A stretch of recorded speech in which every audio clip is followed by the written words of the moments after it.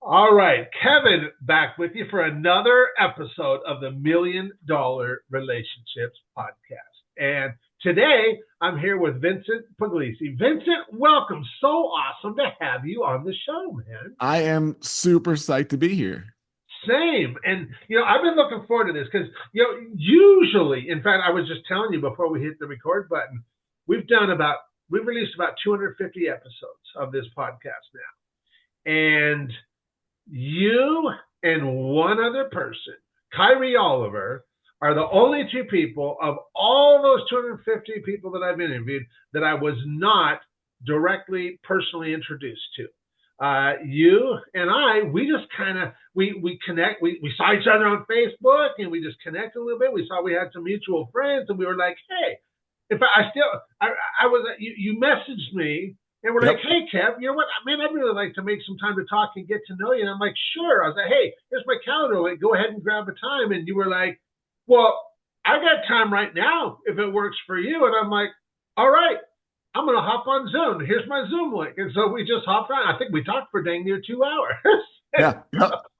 Impromptu. To me, Yeah. to me, that's freedom to be able to do that. And it was so quick and so much fun. And then by the end of it, we were like, this conversation. I can't believe we've been talking this long to Yeah. somebody I'd never even actually talked to before.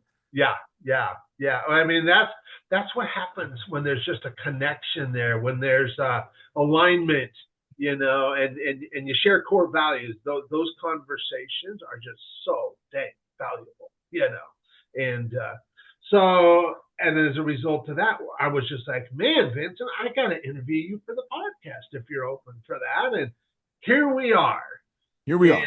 And I am really looking forward to this. So what I want to do is I just want to start off by turning it over to you so we can set a little bit of context and let the listeners know about you. And so why don't we talk about, what you do, who you serve, what inspires you most about the work you do and the impact you guys are making. And we'll start there, Vincent. Yeah, it's interesting question. I feel like a cat with nine lives. It's almost like, which life are we talking about here? Because there's some crazy backstories that go with it. In the Yeah. past, I was a sports photographer and journalist for 22 years. I traveled the country shooting, you know, your major events, everything all over the place. And that was my identity for a long period of time, my career. Entrepreneur, but more of a service-based, you know, photographer. Nothing like what we do now. And along the way, I had a moment where we did weddings, we did commercial stuff. They paid better than sports. And I got sitting in a situation where I was with the DJ at a wedding and he was struggling. And I was like, hey, let's just talk over dinner. So I coached him for an hour on business. But he was a great DJ. He was just bad at business. A lot of artists are great at the art, but bad at the business. Sure. Sure. For an hour, and by the end of it, he was like, you just helped me change my business. Like, and I'll never forget, after doing photography for 20 something years, he walked out to go start the wedding up. And I remember saying to myself, that's what I want to do. I don't know what that was. Mhm. And I went home to my wife. It was our sole income at the time. It was a well-paying business. Mhm. And I went home and it was like 11 o'clock at night. And I'm like, I think I'm done. And she's like, what do you mean you think you're done? I'm like, I think I don't want, I think I, and I said to her, I said, I had the conversation with this guy. And if I could find a way to do that, that would be my ultimate Wow. business. I don't know what it looks like. And a lot of people may be listening or they're in that spot right now. I want to do that. So literally, we stopped taking weddings from that moment on. We wrote out the ones that we had, and I started figuring out what that was, which was at first level was coaching. I started coaching other photographers on business. That's where it started. So that's been 8 years, almost a decade now since that happened. So I'll fast forward so we don't get the whole backstory. But what I do is I have a membership for memberships. Okay. And I love saying that because People are I like, get three, what? yes, I get three responses. One is like a dog turning its head sideways, completely confused. The second one is like, that's interesting, but I have no real idea of what you're talking about. And the third is, I need to talk to you like immediately because there are so many people like where I was 8 years ago. They are coaches, they are podcasters, they are authors, they're creatives. They're service-based business owners, and they've built a business, but they've given up their time to do so. They haven't figured out how to earn income outside of them physically doing the work for it. Yeah. Right. So the handyman that goes up on the ladder makes good money, whatever it is, but if he falls off that ladder, it's 3 months of no income. Yeah. And what we have just dove into for all these years is how to build a business around recurring online revenue and how to scale that out around what your passion, interest, or skill set is, and then create multiple levels of revenue from that. And so we call it the stadium model because I was a sports photographer and I realized they've got an amazing business model that nobody talks about. And this is the book that I'm writing because they play one niche game in one stadium and they give away a ton of stuff for free. You can listen on the radio or television usually for free, but they have all these different levels that you can choose from. You can get the cheap seats, you can get luxury box, you can get anything in between. They don't care that, hey, come into our stadium. But the craziest thing that I realized when I was studying this was 80% of their ticket revenue comes from memberships, which most people don't realize. Luxury box, season ticket, all that type of stuff. And it's no longer season tickets as it was my entire life. It's now season memberships. If you pay attention. Interesting. So they call it season memberships now. Now they are. Not everyone, but it started with Barcelona in soccer in 2015. I'm getting some fabulous information. But now I went to a Tampa Bay Rays game with my kids about 3 years ago, 2 years, and that's when it hit me. We went to a game and I saw season memberships on the scoreboard. And I said, I grew up in New York as a Mets fan. All those years, it was season tickets. It was like, hey, buy all the tickets for a little bit cheaper of price. Yeah. Now, membership. What does membership mean? You're a member of something. You're a part of a community. So whole different connotation. Completely different. Yeah. So and then it hit me about a year ago. My son was like, I want to go to a football game. I'd never been to a football game yet. I'd taken my two oldest, not my youngest. And I took him to a Tampa Bay Bucks game. And it was just this eye-opening moment. We got good seats. I got him club seats. Let's enjoy this. And at the end of the game, I was like, let's beat the traffic. We can hang out, grab some more food, watch the other games on TV, the big screens.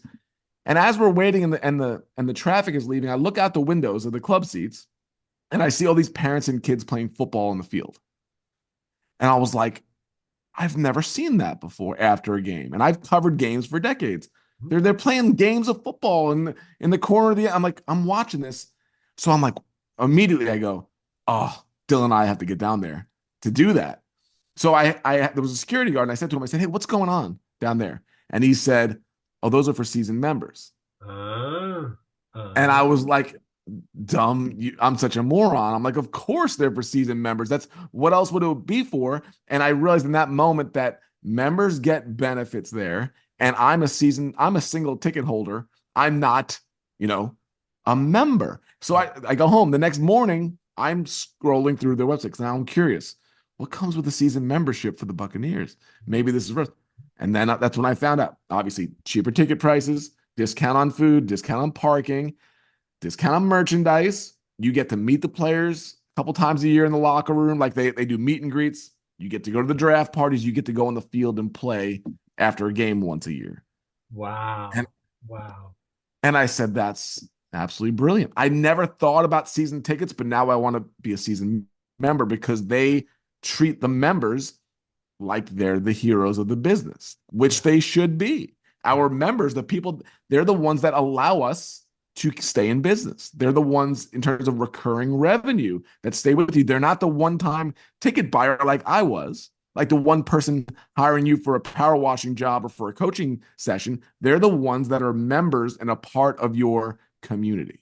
Yeah. And that's what it really is, because we've been doing it for 5 years up until that point, but I never really thought about it. Like, members come first. Members are the ones that we should be just really celebrating and over delivering for. The other people are great. We'll help them, but my time goes to them. So we help people do that. We help them create, build, and grow a membership around their community, around their niche, so that they can have not only the impact, because I can do better impact with a member than I can with a one-off client. Yeah, totally. I get to know what you're doing. I can help you more. I can make connections. Yeah. I just know your business more. And so we help people do that around whatever niche it is that they have. And we have some of the most obscure niches you would believe within this, because it's that micro tribe. So that's what we help people do. And that's what I work-wise obsess over, is helping people figure out. Wow, that is fascinating. That is fascinating. And I got to tell you, when you told the story of having the experience with that guy, and that you then come home to your wife and you're like, I think I'm done with this. I want to start doing this new thing. Yeah. And I had an experience like that 12 years ago where I connected these two guys, Perry Marshall and Brian Kurtz. And about 10 months later, they're hosting this event for entrepreneurs back in Washington, D.C. area. And I'm getting messages because there was about 300 entrepreneurs in attendance. And I'm getting messages from 3 or 4 of my friends who are in the audience. And they're all saying almost the same thing. One of them was from a friend of mine, Paul Bingham. And he's like, Kev, I'm here at this event that Perry and Brian are hosting. And they're opening comments right now. And they're talking about you from stage in a really good light of you're the guy that was connected them. And this event would have never even happened if not for you connecting them. And then Paul says, Kev, one never knows where a well-planted seed will sprout. Mm-hmm. And I was like, kind of like you were. I was like, man, that is really cool. Wouldn't it be cool if I could just do that all the time? Yeah. And for me, that seed was planted. It took some time to germinate, and I was already running another business very successful. Mm-hmm. I had a publishing company at the time that we were doing really well, but it really took hold in 2017, August of 2017. And that's when I started doing, and this has been my full-time gig ever since, is being the guy who gets to facilitate relationships that impact millions of people's lives. And of course, this podcast has become such an integral piece of everything I do. It's absolute, and I would have never imagined. Brad, he saw it when he told me, Kev, you should really consider hosting a podcast. And here's why. He saw it. I didn't see it, but I caught the vision really quick, because as soon as he mapped it out, I'm like, oh, that sounds good. And it's been an amazing experience. That's how it starts. Yeah. And for people that, I'm not a perfectionist. I am not an overthinker in so many ways. In fact, I'm going to write a book called Underthinker. It's going to be like a page long, because I think we need to be more underthinkers than overthinkers, because a lot of people would hear that and have to, what are all the steps that it takes to do it? How do I do? And you don't need them all. You need the vision, and you need the drive, and you need the guts to go do it. But like you realized, and what you learned, you had that moment in 2017, but it was years later when the podcast came along. You didn't need to know about the podcast then. You needed to follow this direction, just like I did. I didn't know it would start from one coaching client to hundreds of members in different levels, all these things. And now recurring revenue compared to one-off revenue is how it started. Yeah. But you learn along the way, because I started as a coach. And then I realized, oh, I'm kind of dependent on a handful of people for my income. And it's kind of quite emotional when you're diving that deep into people's lives. And then maybe all of a sudden one of them cancels for whatever reason, right? Income problems or whatever. And then all of a sudden you drop an income and you lose that connection. And like, that was hard for me, because I'm a connecting type of person. I love those relationships. And then learning and evolving year after year of what you can add and what you can subtract and what you can build off of. And yours is like an amazing testimony to that, of this idea, this one event where these people mentioned, you see this as a possibility, but you take action to make it happen. And now look where it's at now. Yeah. Wow. That is really phenomenal. And it just even listening to you, I'm thinking of people I know who are like already doing really cool stuff, serving high-level entrepreneurs, all of that. And I'm like, I wonder what would happen if they incorporated some kind of a membership, or just kind of like just tweaked the way they go about offering what they do, because they're already doing well. Yep. And what if they just tweak this? What kind of impact could this have on their business, on the clients that they serve, all of that? Well, just look around in culture. right now, it's a membership culture, and most people aren't really catching on yet. When Mhm. you think about the Netflix of the world, which used to be renting a DVD by the mail, it wasn't that long ago. They used Yeah. to have to, request a DVD sent to you at a movie and then you send it back. And Yep. look at what Netflix is. It's a complete membership subscription business. You look Yep. at places like Costco, which is one of the most fascinating examples of it, where everybody's like, people love it and they love this. Costco gets 78% of their revenue from their membership.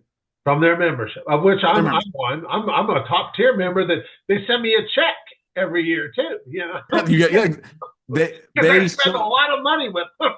exactly, but they so value their members that they create raving fans, and they're willing to sell a lot of things at discount because the membership is the key. We just study these businesses with ours, the same thing. If you are on our membership, you get my coaching at a much more discounted price than you could from the outside, because I want to over deliver for members. But if you come to me from the outside and I don't get to, this is a one-time thing, the price is, it's a premium price. But Yeah. I'm happy to over deliver at a lesser price when people are already members. They're already a part of the community. Costco does the same thing. These teams are doing it. All your retail businesses are doing it. It is really becoming that type of an economy. And I think small business owners are becoming some of the slowest to adapt to it. And they're still dealing with these highs and lows, right? The great months, the poor months, a lot of revenue, then the summer goes down. When you have recurring revenue, as long as you replace anybody that leaves, the income never goes down. And Yeah. once you know what your turnover rate is, 3%, 4%, all you need to do is replace that percent each month and you will never go down. And the likelihood is you're going to constantly go up, and then add new options. That's why the stadium thing comes in. It's really cool because, like, okay, we create this community. Now people want access to me via voice coaching. Okay, I can create another level to that. Higher price, but if you don't have to choose it, but here are the levels that we offer, and you come into our stadium and you choose where you want to go. I'm not a funnel fan. I think, this might offend some people, but like, there's so much funnel talk, which is basically, hey, get them in at this cheap price and then upsell them. Mm-hmm. I don't like the word upsell because I don't want to be upsold, Mm-hmm. Mm-hmm. right? Yeah. But if you can look at these options and say, hey, here's what we have to choose, you could choose the inexpensive one, you could choose the luxury one. We're playing this game and we'll serve you. I think it's a new model that can really benefit a lot of businesses. Yeah. Yeah. Yeah. And I'm totally with you on. I have no funnel either. And I mean, the entrepreneurs I serve, that just a funnel's not going to connect with them in the way that I really want to connect with them. It's just not. It's just In not. many ways, I'm bold about this with my content. In many ways, it does the opposite. Yeah. In Yeah. many ways, it automates it and makes it impersonal. I had a conversation with somebody who was interested in something we did, does not check his messages, messaged him about it. And then I got an automated response a different day about a different thing. And I said, you're blowing. I didn't tell him this, but I'm like, you're blowing it with your process because Yeah. it's so impersonal, just so you can make things efficient. But you and I know it's the relationships that really matter. And if Yeah. you're going to automate the things that really pour cold water on the relationship, people are going to be less likely. They're not going to tell you, but they're going to be less likely to work with you. Yeah. Totally. Totally. Well, I really appreciate you sharing all this. I'm sure at this point there's some people listening into this going, man, Kev, I'd like to connect with Vincent, man. And so I'll make sure we give you some details on that later. But I want to, now that we've got some context set here, I want to shift gears just a little bit. And so I'm going to reiterate the question here for the benefit of our listeners.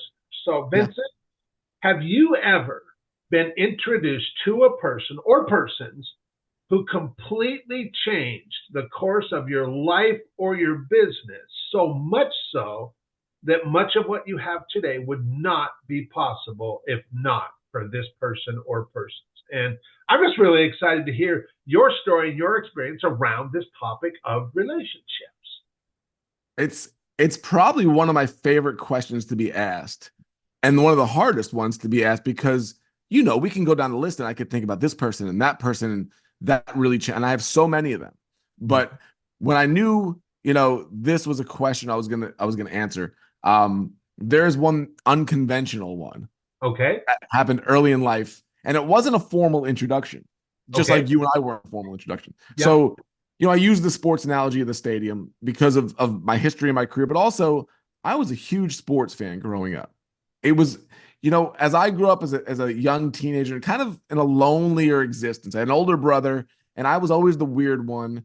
And so I didn't really fit in even within my own family. And I kind of was on my own. And sports, and this is why I'm a fan, sports was the thing that kept me company. There were a couple of years that were really kind of drab and lonely. And I felt a connection to this club, to this organization, to this community. And so I was a huge New York Mets fan. And if anybody's a Mets fan, they know a long suffering New York Mets fan because we're terrible. And the Mets have almost always been terrible. And almost every season ends in disappointment. But there was one season that didn't. It was 1986, and the Mets won the World Series. So I'm 14 years old, and I want to go to the World Series parade in New York City. So we lived on Long Island. I'm like, we're gonna go, but not my parents didn't care to go. None of my friends cared to go. This was again my lonely existence of what I cared about. And I remember clearly being on the payphone near my gym in high school in ninth grade, calling my mother, begging her to let me go and take the train into Manhattan by myself to go to the parade. And my mom wouldn't let me go. You know, I was angry then. Looking back, makes tons of sense. And she said to me, "You're not going to New York City by yourself with a million strangers. You're not doing it." It sounded so unreasonable to me at that moment. Right? Now I get it. So I didn't go. I watched it on TV. I watched the replays with my mother that evening, and she's like, "Everybody looks so cold. Aren't you glad you didn't go?" And I wouldn't even talk to her. I was so mad. I was like, I should have been there. 6 months later is opening day for the Mets for the next season. April 8th, I think it was, 1987. And a couple weeks beforehand, I'm like, I've got to go to this game because it's going to be the last remnant of the World Series. They're going to raise the banners. They're going to get the rings. I want to be there. Bugged my parents for 2 weeks. No, you're not going by yourself. And then with about a week to go, my dad said, "You can go if you can get somebody to go with you." I was like, okay. So I went to my friend Scott, who lived 2 houses down. I said, "Hey, you want to go to the game? We'll cut school that day, blah, blah, blah." It's a day game. He was down for it. So I'm like, okay, Scott's going with me. We're going to get tickets to the game. And I wake up that morning. My parents both go to work. I go to Scott's house and I find out that his mother told him no. She changed her mind, not allowed to go to the game. So I'm like, what do you do? 15 now. I'm standing on my front lawn. And I still remember thinking, well, I've heard the phrase "it's better to ask forgiveness than permission" before, but I'd never used it, never had a chance to use it. So I made the decision. I could either go to school, I could stay home and watch the game on TV, or I can try to go to the game. So I said, I'm going to go to the game. I'll ask forgiveness later. So I walked to the bus stop, which wasn't far from my house, which was going to take me to another bus, which I would then have to get on a train to get to Shea Stadium by myself. So I get in the first bus, uneventful.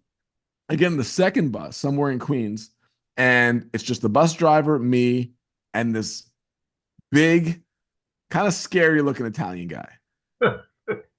Dark outfit, yeah, chains on. And I look at him and I'm like, I'm going to the back of the bus. He's right next to the bus driver, and he's talking to the bus driver, laughing, telling stories. So I'm just sitting in the back, and the bus leaves. I'm like, just be quiet, just wait till I get halfway through the bus ride. I hear this guy, and he turns to me and he says, "Hey, kid," and in whatever voice, I can't even remember exactly what his voice. He goes, "Shouldn't you be in school?" And I was like, "Well, I'm going to the Mets game." He goes, So now all of a sudden he's interested. "By yourself? You going to the Mets game?" And I'm like, "Yeah." He goes, "You even have a ticket?" And I'm like, "No, I'm gonna get a ticket at the game." He goes, "This kid," he like yells at me. "You believe this kid?" He says to the bus driver, and he looks at me. He goes, "Kid, this game." It's been sold out for months. It's the hottest ticket in town. Like, you're not getting a ticket. How much money you got? So now he's asking me how much money I get. Now I'm getting scared. Like, is he gonna rob me? Like, I'm like, I got $30. And he laughs. He goes, "You're not getting anywhere. $30." And he just kind of threw his hand at me, like, "Forget this kid." And I'm like, thank God he stops bugging me. So the bus, it comes to the stop in Jamaica. I get off to get to the train station. And as I'm walking down the steps, he says, "Hey, kid." And I stopped the bottom step. He goes, and he was just with his finger, like, "Come here." So I walk a step back up. I look at him. He goes, and all of a sudden his face changes. And he goes, all right, here, listen to me. When you get to Shea Stadium, so you go to gate B, right? You got that gate B. You ask for Vito Lateruli. You tell him Funzy from the waterfront sent you. And I'm like, what? Okay. So I'm like, Vito Lateruli, Funzy from the, all right. He goes, you got it? I'm like, I got it. He goes, now go. Wow. I leave. Wow. And the doors close. And I go to the train. I'm like, there's no way I'm doing this. No way. But I'm on the train the whole time. The only thing I was doing on the train was reciting their names. So I know it so well. Vito Lateruli, Funzy from the waterfront, Gate B. Don't forget that. So I get off the train. I go to the stadium, and it is packed. Like I've never seen it this packed. Everybody's looking for tickets. Nobody's selling. And if they were, $30 wasn't getting me a ticket. So immediately I'm like, I'm not getting in. So I'm either going to take the train back or I'm going to go to gate B and I'm going to ask for this guy. So I'm like, we go to B. I got to go to gate B. So I go there and there's old security guard. And I walk up to him. I say, is all sheepish. I'm like, is Vito Lateruli here? And he said, who's asking? He screams at me. I'm pointing to nobody. I'm like, Funzy from the waterfront sent me. I don't even know what it means. And he goes, hang on. And I watch his hands because I'm so nervous. And I see him unlock the gate, like the fence, like that was in front. He opened and he goes, come on in. And I'm like, oh my God. I'm like, either I'm in trouble or something good. I don't know but why would he let me in if I'm in trouble? So this is all going through my head. So he gets on the radio. And about a minute later, this really nice lady comes down, dark hair, still remember, holding a clipboard. She goes, come with me, sweetie. And we start walking up the ramp. And I'm in the stadium now. Like I could run away from her and watch the game. Like even if I'm in trouble. So she looks at me and she goes, are you hungry? And I said, sure. And we go to the concession stand. She gets me a hot dog, soda, popcorn. She goes, do you want a program? I was like, sure. And she gets me a program. And I'm like, is this really happening? We start walking across the concourse, all the fans going to side by side. I'm going straight towards the field. Now I could see the tunnel. I could see the green grass. I'm like, this is like real. We start walking down the steps right behind home plate to a seat right behind home plate in the load section. She pulls out a chair, pulls it down. She goes, have a great time. Let me know if you need anything. I sit down with my food, my program, and right in front of me within a half an hour, the Mets get introduced. They raise the World Series banner. I see they get the World Series rings. Like I'm so close, I could see the diamonds, like reflecting the sun. I'm like, this is crazy. My favorite player, Darryl Strawberry, hits a 3-run homer. The Mets beat the Pirates 3-2. I'm the happiest kid in the world. And I take the train home that night, and I'm looking for I'm looking for Funzy because I'm like, maybe I'm going to see him and tell him what happened because he doesn't know what happened. I don't see him on the bus. I get to the other bus. I get home. It's now like 5:30 at night. It's dark. Back on Long Island, get back to, and my parents have no idea what's going on. This is what the beautiful part about pre-cell phones, early mid 80s. We could just leave all day and nobody knows. And you make a phone call from a payphone.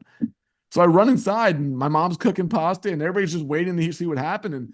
And I'm like, so I start telling the whole story. And for the first time ever, my brother's like jealous of me for something because I never could do anything cool. And he's like, what? And I'm like, so I start telling my dad, Vito Lateruli and Funzy from the waterfront, and his mouth drops.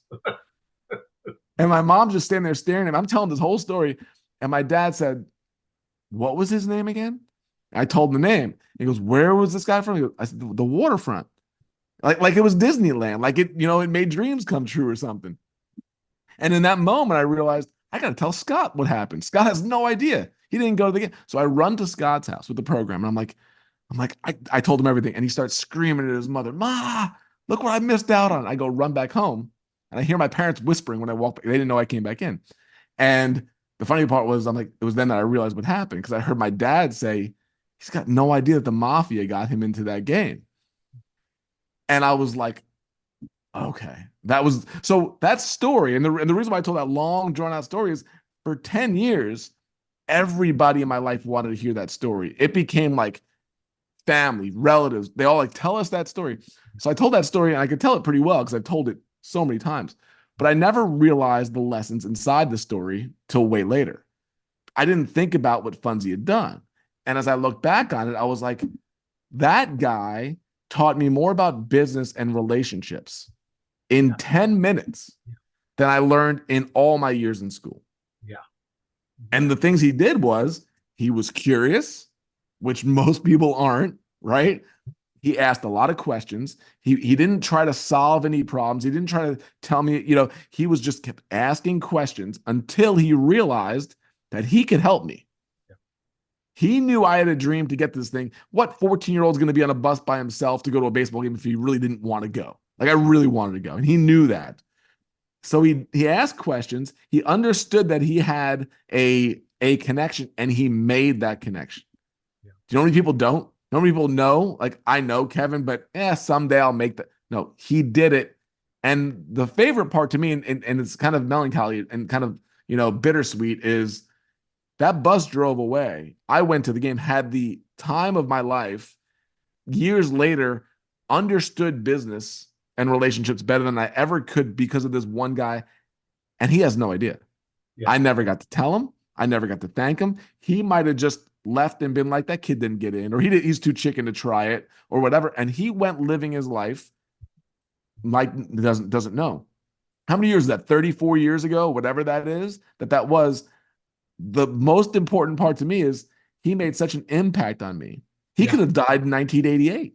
Yeah. I'm still telling his story. We're still telling his story because of his curiosity, his generosity, and his willingness to connect me and open up a door that changed my life. So that's the one that I think of first when you ask me that question. That, when you and I, spoke before, and you shared that story, I am just thinking like, man, what an amazing story, and such a just amazing testament to the power of relationships, and that right relationships just make everything easy. Things just flow, and it just happens so easy. And like that whole experience, all because you connected with the right person and you came through the right person stuff, and I mean, if that doesn't impress upon somebody the importance and the value of relationships, I don't know what would. I mean, that is like one of the most amazing stories I've ever heard. And I'm like, you got to come on the podcast and share that story,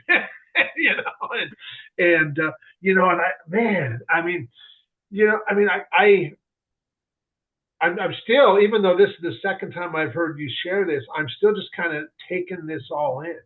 And I'm even feeling like, man, I need to just share this interview so a whole lot of other entrepreneurs can hear this story, because, it's so, like, I think, as entrepreneurs in whatever we do, whatever product we sell, whatever service we sell, I think, and myself included, for a lot, in fact, the publishing company, I ran a very successful business when I ran that business for 12 years. It was very successful. And yet, what I did in that company was I used my gifts and abilities and skill sets and all that to help people improve upon their weaknesses and stuff, what they didn't know, and try to empower them and give them tools and resources so that we could get them in a better spot, kind of a thing. Versus what I do now is it's not trying to help somebody improve upon their weaknesses and stuff. It's empowering them and kind of coming alongside of them, and they are already making such a huge impact in this world and doing such big things. And I'm just coming along and saying, hey, what if we started doing this together? And it's a whole different thing doing that. And because now it's all about having a collaborative and a co-creative experience, 100%. 100%. And bringing our both parties unique gifts and experiences and talents and all of that, so that we can do far more together than either of us could possibly do on our own. And like, what an example of that right there. It goes away from what so much of the business world is right now, like in terms of almost impersonal marketing, right? Yeah. Let's automate things. Let's make everything that, chat bots. And I don't want to talk to a chat bot. I don't care if it's good for your business. I don't want to interact with. I want to build relationships with people. And the more I do, the more I can do. Like, I love what you do. And you explained it. I'm like, that's a dream business for a lot of people that are like, what do I do? I bring people together, right? Just like Funzy brought people together, just like community. That's why I love community, because there are people building relationships inside of my community right now, and I don't have to be involved at every moment of it. My job is to bring the right people in and to keep the wrong people out. Like, that's a part of it too. That's why we have an application process for anything that we have, because I don't want people that shouldn't be there. Just like you don't want to make a connection to somebody else that lacks integrity. That's going to look bad for you. So Totally. you've got to be real careful. You can't just, "Hey, that person's successful, let's do it," because that's going to, "Oh, where'd you meet?" "Oh, Kevin." And it was a bad thing. That experience on stage that you did, good people together enhance their life. I think what you're doing and what you're talking about, what this podcast represents, is what's needed more, way more in this space, because I think it's becoming undervalued. Whereas you and I know it's the most valuable thing we could be doing. Yeah. Well, and really, I mean, I guess for me personally, yeah, I guess, I'm a connector. I facilitate relationships, all of that kind of stuff. But really, what I am there, and the real role that I hold is it's the role of being the conduit of trust for the entrepreneurs I get to serve. And so I look at it from a different, because I get people reaching out to me all the time. "Hey, Kev, I'm trying to do this. Can you connect me with so and so?" Or maybe they don't know who they need to be connected with, but they're wanting to do something, and like, "Do you know somebody who can help with this?" And what I always look at is, okay, if I go to so and so with a message and say, "Hey, I want to connect you with this person, and here's why." If I connect them with that person, is that going to help further the relationship that I already have with this person? Yes. Yeah. And if I think for 1 second that doing that or facilitating that connection would somehow damage the relationship that we've already got, then it's a hard pass, because nothing is worth doing that. I mean, and because at this point, man, my goodness, I've got relationships spanning back about 28 years, business relationships. 100%. And I just want to keep furthering those relationships. I just, those people in my life, they know that Kevin would never bring anybody into my life if he thought for 1 second that would damage the relationship. They just know that. Yeah. And so therefore they just have complete trust in me. And I do. I mean, I get to open doors that other people can't because of the trust. That's why, and that's the first and most important thing. That line right there, "I get to open doors that most other people can't." Right? That's a big deal, because that door is unlocked by the trust that you're talking about. Yeah. That's where it comes. But I've had the personal experience of making connections and being burned by it, where one of the people didn't have the integrity that I thought they did. Yeah. And I've it had hurt that happen. I've had that and happen. it hurt the other relationship. Yeah. It took a long time to repair because it didn't go good between them, and I was the conduit. So it's really important to know, and you never know, right? People change, whatever. But I just think it's especially now as everything becomes more AI and more tech driven, the relationship based side of business is going to be, I think it's going to become more valuable. Oh, totally. 100%. 100%. Well, Vincent, for anybody listening to this going, "Man, Kev, I'm with you. That was an amazing story." And they're like, "Man, I really like Vincent. I love Vincent. I love the way he shows up, and I'd love to find out more about what they're doing." So how any resources, anything we can Yeah. share? First of all, feel free to email me. I love it. Vincent at totallifefreedom.com. I can Okay. send you a link. I have no problem with that. I'm very active on Facebook and LinkedIn if anybody wants to connect there. And our website is called My Membership Freedom. We have a bunch of things we give away. I have the audio book. I wrote a book called The Wealth of Connection, which goes right along with your message. And I tell that story, the Funzy story in that book. I give away the audio version of that. I don't even Okay. try to, I'm totally, I love sharing that because I just want it out to more people. So that link is on the website, as well as we have a quiz, even in terms of a membership, if it's right for you. So we give that away for free, and all the information that we have is on there. So My Membership Freedom, LinkedIn or Facebook are my two, and then or email me. It's all cool. Awesome. Awesome. Perfect. I'll make sure we include that stuff with the show notes and stuff too. Vincent, I want to thank you so much for taking the time to have this conversation. I really appreciate you. And I am just totally stoked to get this out there and share it with a whole lot of other entrepreneurs. So thanks again, man. Really Oh, appreciate you. thank you. So I'm it's likewise just honored to be on. Was honored to be asked, and I think we can have this conversation a million times over and still get Yeah, tons out of it. So for happy to share sure. it with your audience, and just thank you for doing this. Absolutely. Thanks much.